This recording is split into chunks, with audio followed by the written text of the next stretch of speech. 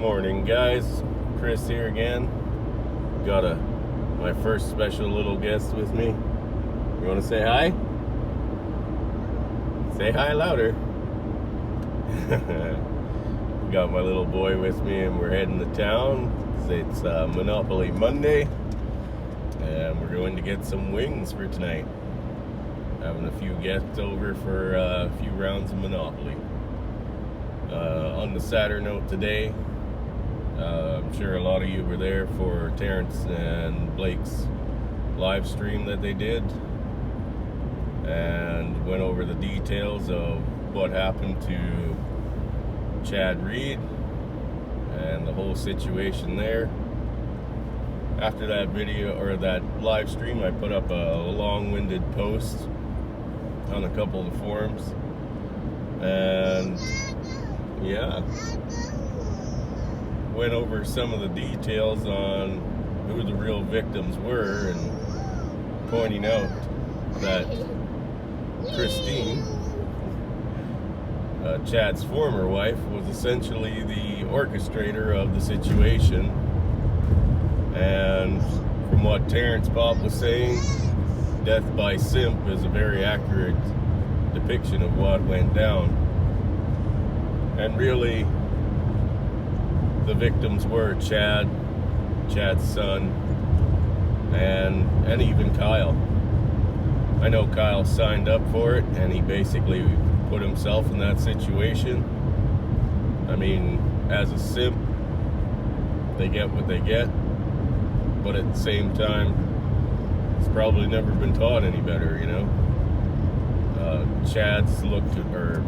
Kyle is looking at, from what we can tell from the details and what Terrence went over about Texas laws,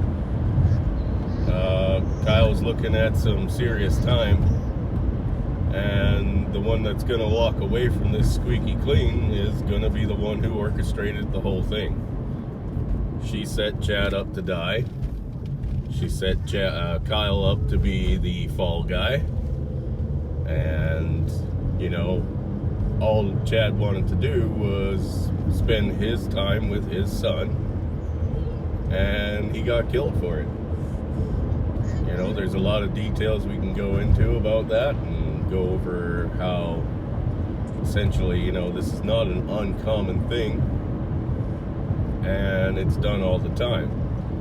But if you look at this and don't see a premeditated act, obviously Chad was asked to come to this location where Christine and Kyle both knew there was no children to pick up, and she had no intention of handing over that son.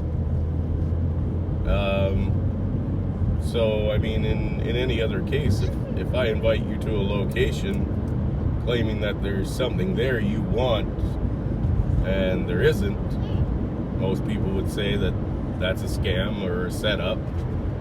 And that's exactly what this is. But most likely Christine will never see the inside of a court, other than, you know, watching Kyle go to jail if he does.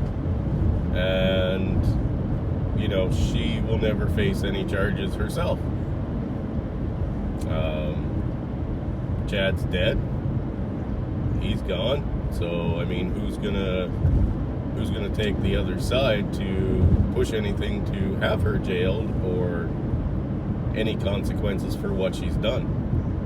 Well, there's pretty much nobody. It's possible the state will do something, I don't know. I mean, I was always told by police that 3 people can keep a secret if 2 are dead. And right now, there's nobody on the other side. But, you know, it's a sad situation, and my heart goes out to the family, and especially to his kid. I'm not sure if they mentioned he had 1 or 2, but obviously he was there to pick up the 1. And now that little boy has no dad to see. And if the reports were accurate, and he blames the mother for having Kyle there, and that, you know, he plans to take off if Kyle ever comes back, That'll will be essentially her only consequence, and obviously I don't think she cares that much either way.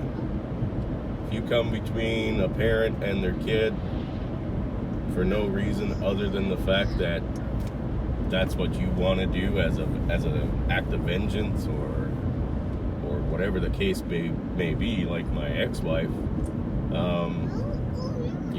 you clearly don't have a soul to harm. There's no emotion to link you to giving a damn about the well-being of anyone that you claim to care about. So, I mean, I don't see this affecting her at all. I mean, there's a possibility that she has an insurance on Chad's life anyway.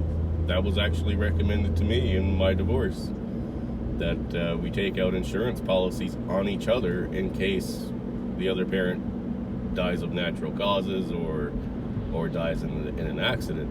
Either way,